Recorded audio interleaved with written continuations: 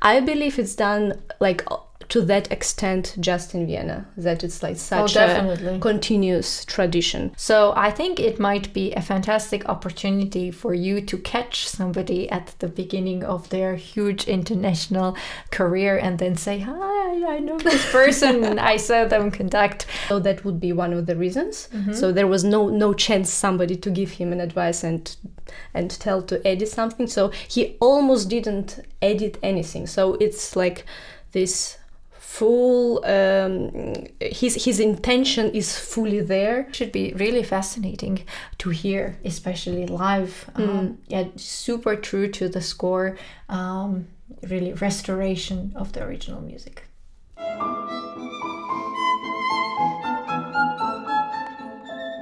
Hello everyone, welcome to the newest episode of What's on Vienna, your immersive guide into sometimes overwhelming world of classical music and arts events in the city. June is here, the season is winding down, but we still have a lot of interesting events prepared for this month that we have selected and chosen. I will start first with a concert that I actually bought tickets for just before starting this recording. And this is going to be a concert at Vienna Konzerthaus, a jazz concert by two legends of the jazz scene, living legends most definitely, Brad Mehldau and George Redman.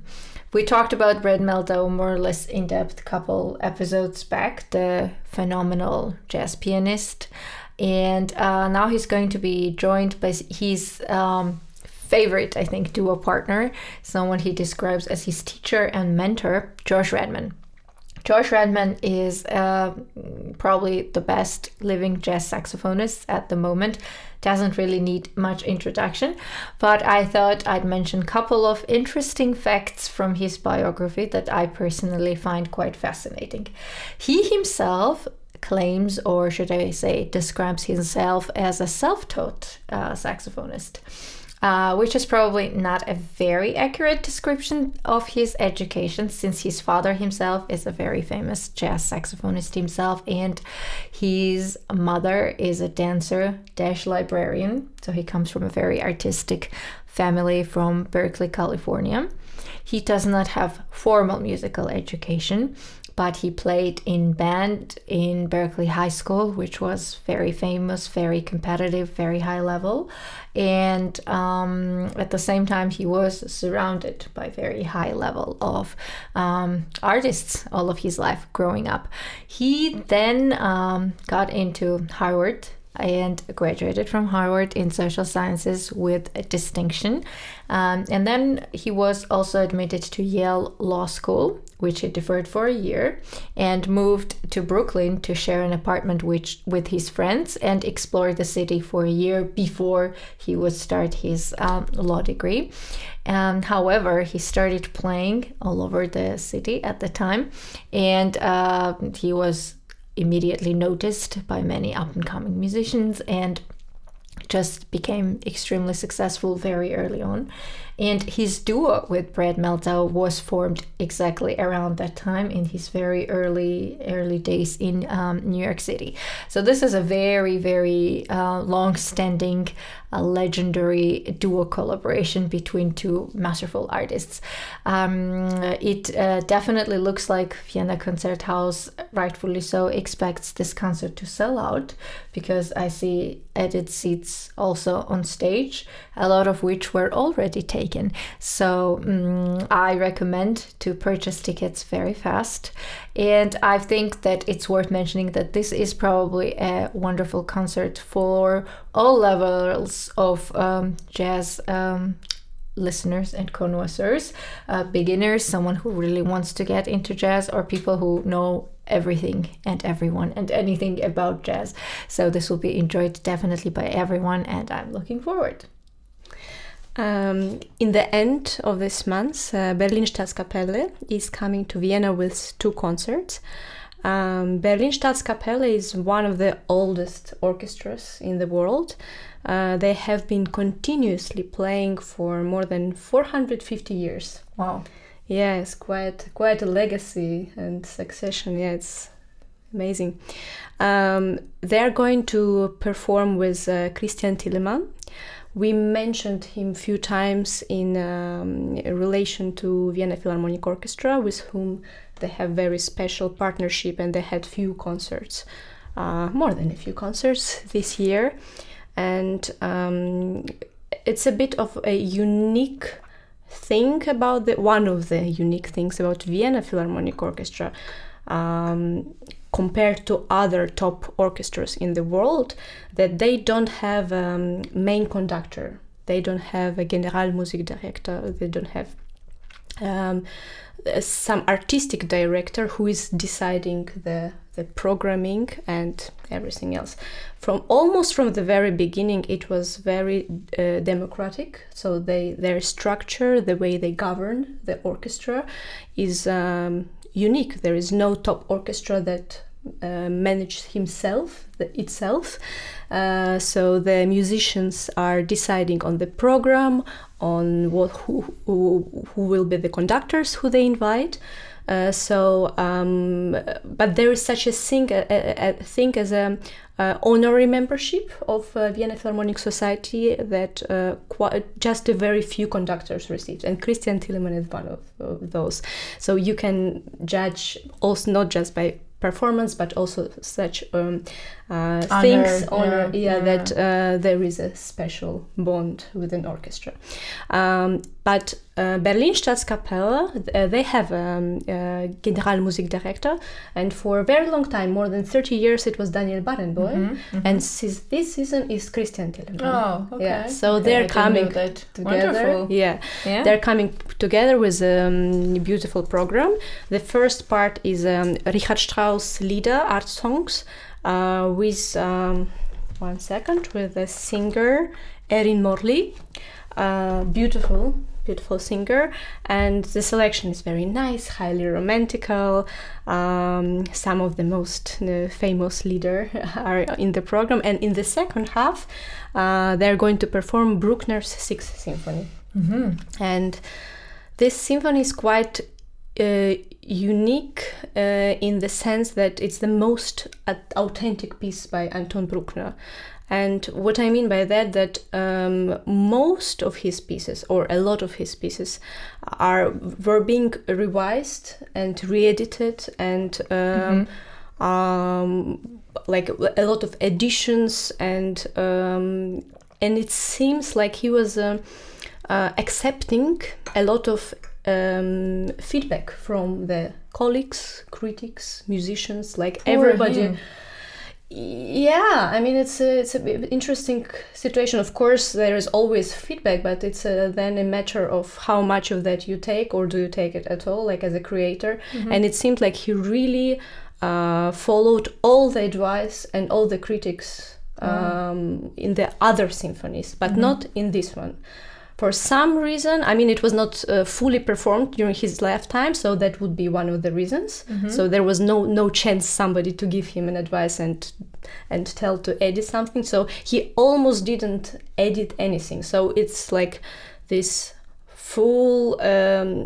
His intention is fully there without any changes. So it's very interesting. It's a beautiful symphony. My favorite are the first two movements, but I expect it's going to be very, very, very good concert. And fun fact about Anton Bruckner, that he was a fan of the pseudoscience. Yeah, do you call it that? Like phrenology. Okay. It's that is about knowledge of the character or intelligence according to the shape of person's skull. And apparently, when they were reburying bodies of Schubert and Beethoven to that time new Vienna Central Cemetery, he was present, and he held the skulls of Beethoven and Schubert in his hands, and some even say that he kissed the Beethoven skull. And there is also a legend that at some point he dropped glasses into Schubert's grave, or something else, but most popular version it was glasses. So yeah, very Okay, that was a little bit macabre. Yeah, accepted. But coming back to the concert, it's going to be a very exciting experience with this new partnership of the orchestra and the amazing conductor, and the program is just very refined and moving. Speaking of orchestras, conductors, and June, end of season, it happened so that this is end of school year or academic year, and every year the graduates of the conducting program at the MDW Music University of Vienna, which is an absolutely legendary program. I use this word a lot, but I don't know how to substitute it. It's a program that was attended by like incredible names and historic figures. The lucky ones who are graduating from this program get to have their final exam with the ORF Radio Orchestra of Vienna at the big hall, Golden Hall of Musikverein, which in itself is a wonderful opportunity, more than wonderful, for young conductors to test their skills. And this exam is open to the public. This is going to happen on the 19th of June. Now, I definitely think it's something worth checking out, because you will be able to very likely discover the stars of tomorrow. I remember around the time of us being students, I think I attended one time, people who are really big names already now, and we're very proud of them, like Lorenzo Viotti or Marie Jacot, were the ones actually graduating and taking the exam with this very orchestra. So I think it might be a fantastic opportunity for you to catch somebody at the beginning of their huge international career and then say, hi, I know this person. I saw them conduct 10 years ago, I don't know, 5 years ago in Vienna. So this is really, really, really interesting and a really exciting thing. Nice. What is the date? 19th of June. 19th. Okay, very nice. And there are quite a few performances of Rosenkavalier by Richard Strauss in the Staatsoper. So if you've never been to this comic opera in Vienna, you should definitely go, because this is one of the pieces that is part of the DNA of the theater, of the orchestra, and very fun piece, beautiful Viennese melody set up, of course, in the Viennese surroundings of 18th century. There is this long tradition of musical jokes in the orchestra, started by the composer himself, but also through the conductors. I believe it's done like to that extent just in Vienna, that it's like such a continuous tradition, and it's such a common thing that even like when Karajan was working with the orchestra, they were performing in Salzburg, and so they had 2 performances and all the jokes went very successful. And on the for the 3rd performance, musicians decide not as a joke, not to have a joke, and it confused Karajan, and he was a bit sad and upset with the orchestra, because he was quite a control freak in terms of this kind of details, and musically and visually, and I'm sure it was quite confusing for him. And those jokes are quite funny, I need to say. The first time I experienced this performance in Vienna, I didn't expect that. So the acoustic works this way that, for example, there is a moment when they do this kind of humming, and it's not even clear that it's like human voice because of the acoustic. It's like just a strange sound that you recognize as not instrumental, but you're still questioning what was that. And it's all of those jokes done in such subtle and refined way that they fit the sound texture perfectly, and it's just a very, very cool effect, I have to say. So if you've never been, you should definitely go and experience that yourself, at least once in your life. And last but not least, again, Vienna Concerthaus is the place to be this month, according to me. Vienna attracts musicians who are specialists in all of the most interesting fields of classical or jazz or whatever musical scene. Next person I'm going to mention is a very big name specialist connoisseur of the orchestra traditions and performance practices of the silent movie soundtracks, and not only. The soundtrack practices from the 1920s, 1930s, and earlier. This is Timothy Brook, who is a conductor and score restorer of some of the very big name composers' movie soundtracks, like Saint-Saëns or Shostakovich, many others, which I found fascinating. And one of the things he specializes in are soundtracks of Charlie Chaplin's movies, and also Chaplin's music, the music that he wrote himself. So before his work, the music of Chaplin for his silent movies existed in a slightly changed form.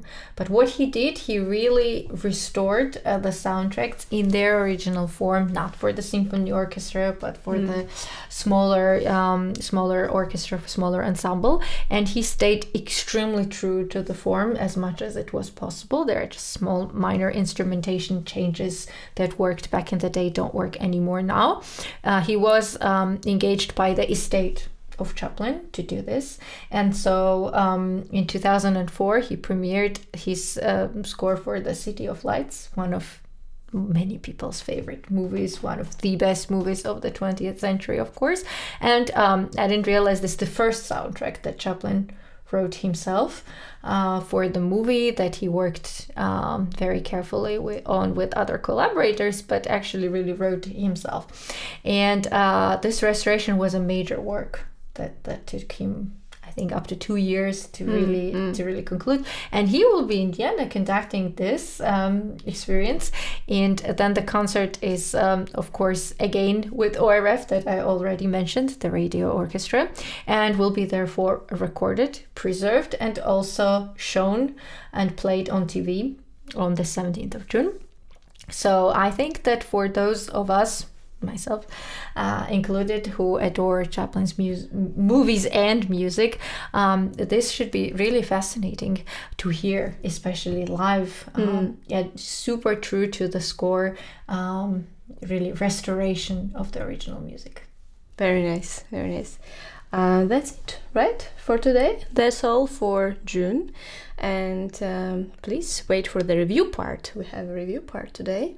We have a couple concerts to talk about. And yeah, see you in a moment. See you.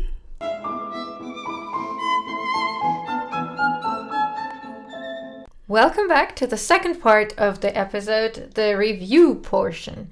Now we have two concerts that we would like to discuss with you.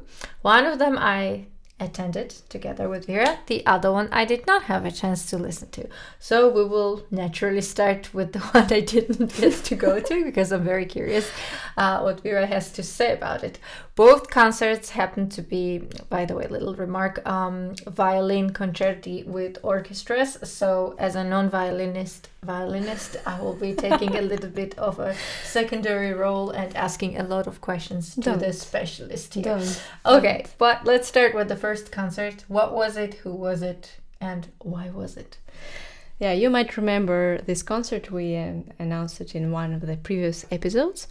It was Vienna Symphony Orchestra, with their new chief conductor Peter Popelka and violinist Renaud Capucon. That was my first time listening to this new partnership orchestra in this particular conductor. I think it is very, in my taste, my humble opinion, it's very successful. I think it's a very good energy, very good match. What was the piece? They performed Overture by Beethoven that he wrote for the opening of the Josefstädter Theater. It's a Viennese theater around 30 minutes from concert house. With public transport, it's actually not as close, but yeah, doesn't matter. With horses, maybe a bit longer. Okay. So this overture, then they performed Chord concerto, then Waltz by the brother of Johann Strauss, Joseph Strauss, and Suite, Rosenkavalier Suite, so orchestral version. Okay. I was not very convinced with the programming. For example, this overture, which is not so often performed, and this was my first time listening to it, and also knowing how he composed it for the opening of the theater, for the Viennese society of that time, and I feel like I could sense that this is this kind of piece, it's not absolute music. It was also rewritten. It was an earlier piece that he rewrote for this occasion, and so it's very exciting as a historical document, and to listen in this context, and to listen in Vienna in this particular hall, but. I don't know what is your opinion on that, but I feel like in these days when the musical community, musicians, audiences, organizers are so worried about having lesser audience with the time, I don't think we have a possibility to program pieces that don't have substance, or I mean.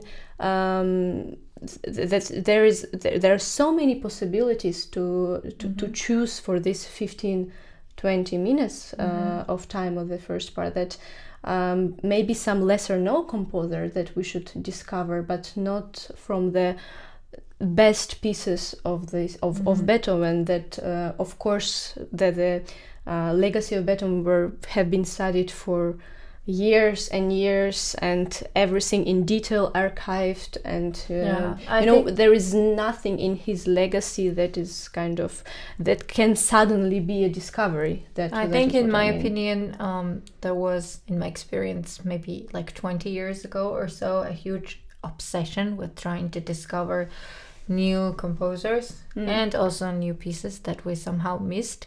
And that's not to say that we have not missed a lot of people and who are unfairly forgotten, a lot of whom of course happen to be women, but you are completely right that the pieces of the composers who have been this 1%, as they say, who are performed daily all over the world, it is really not very easy to discover a piece that is going to be somehow the next Ninth Symphony of Beethoven. Yeah. However, having said that, I think that in a city like Vienna, which there are not very many equals in terms of how sophisticated and educated the audience can be, you could allow yourself to program something like this. But I think that there is a time and place for these kinds of performances, which is probably at a musicological conference, which can be interesting for also general audience. It's not to say that these pieces shouldn't be performed, of course,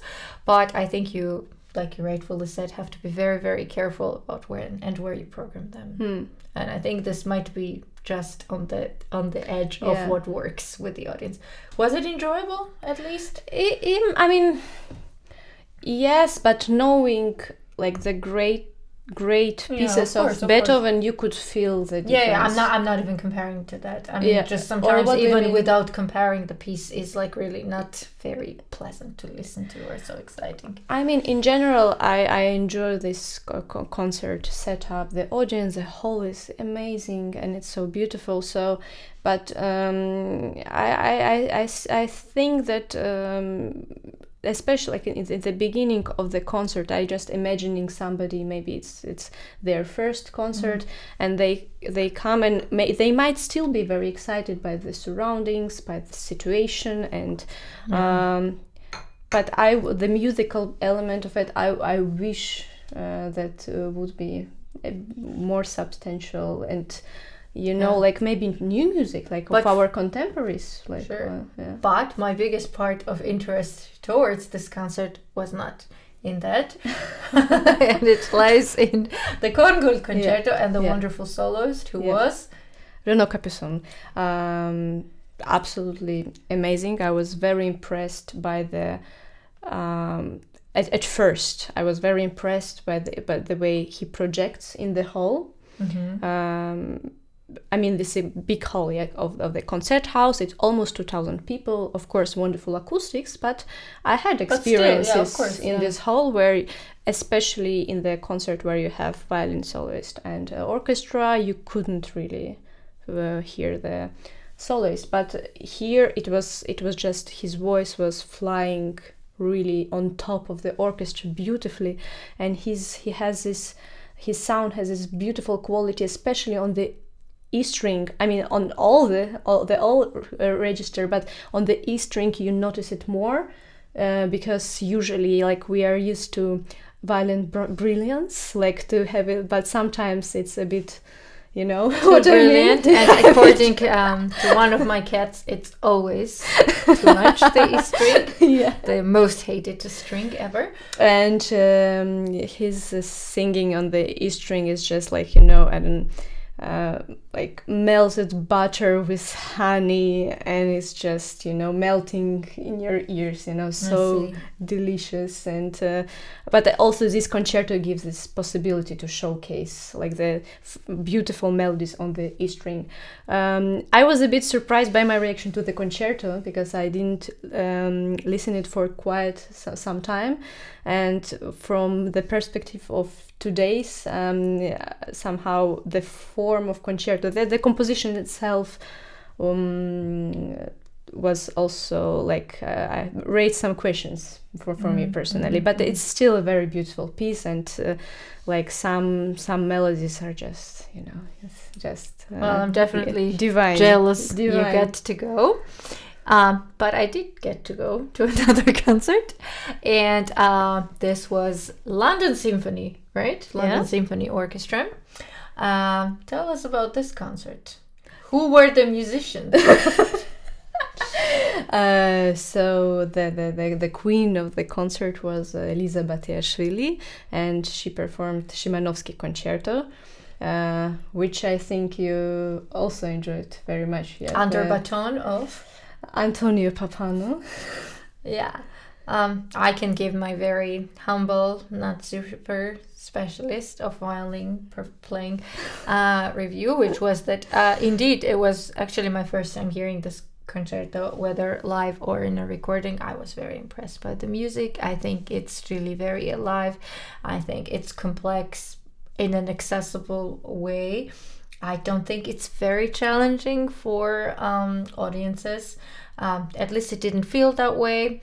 I thought that the playing was fantastic on the violin, and I personally really enjoy pieces of that time period with the complexity that the, you know, traditional harmony has grown into and matured into, and all these traditional forms right on the verge of them basically self-exploding and imploding and collapsing.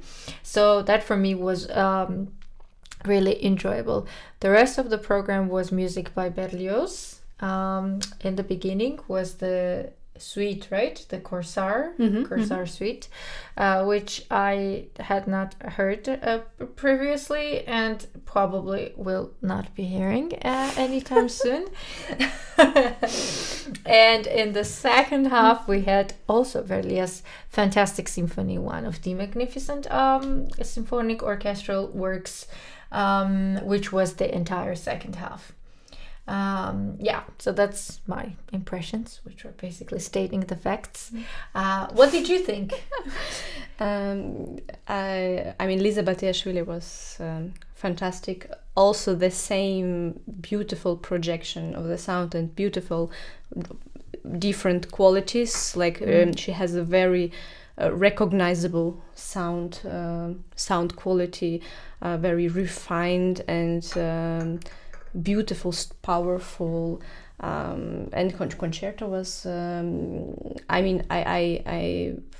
remembered and I also listened recently this concerto, so I knew what to expect, and I know that some of my favorite places, but it was even better than I thought. I mean, the form is perfect, and it's so much tension. I think it works great live, the piece. Yeah, right? it should be performed. I mean, it's not rarely performed concerto, but it should be performed much Very more engaging piece. much more often. And so I love her playing. I loved her playing live because I mean, when she plays, I almost imagine that she has this kind of like fireball of focus, or I don't know how to describe it, like that her mind and heart is exactly at the moment we are hearing the sound, and you can feel this tension just moving along these lines, and this very special feeling and somehow very clear vision of like almost like a picture I had in my mind, and this sensation, let's put it this way. And it was beautiful. But what did you think about the overall concert, like the repertoire, the playing? Also, how did you like the orchestra? I thought that the concert was a big success, most definitely. However, you were the one who shared your thought that you thought that the audience reception could have been even better. I believe for Szymanowski concerto, I was a bit surprised because I mean I wanted almost to jump, which doesn't happen often in my case, and it didn't really fit. I mean the ending of the concerto might be a bit underwhelming for it's like unexpected. Yeah, I was. To be honest with you, I did not really feel that way. I think it was a huge success.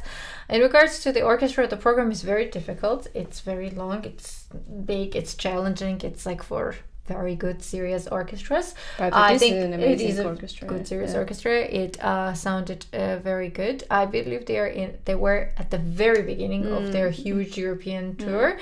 And I think it's only going to get better from here, but you could sense in some moments that this was the beginning of the tour, not in a bad way, but just like little things that probably will go very differently somewhat differently at the end of the tour. So this was my perception, my feeling about it. But overall, I thought it was a really, really nice experience. Also, the acoustics of the big hall of the Konzerthaus impress me every single time I go. You somehow forget how simply wonderful it is. So for good musicians, great musicians, this is pleasure to play because you project in absolutely all dynamics from pianissimo to fortissimo, really I think all over the hall, at least wherever I've sat in my life, which is quite a bit of different places, has every time been really a spectacular experience, and I think it's really a pleasure. It was really a very pleasant evening, and I definitely enjoyed it. So this is my review.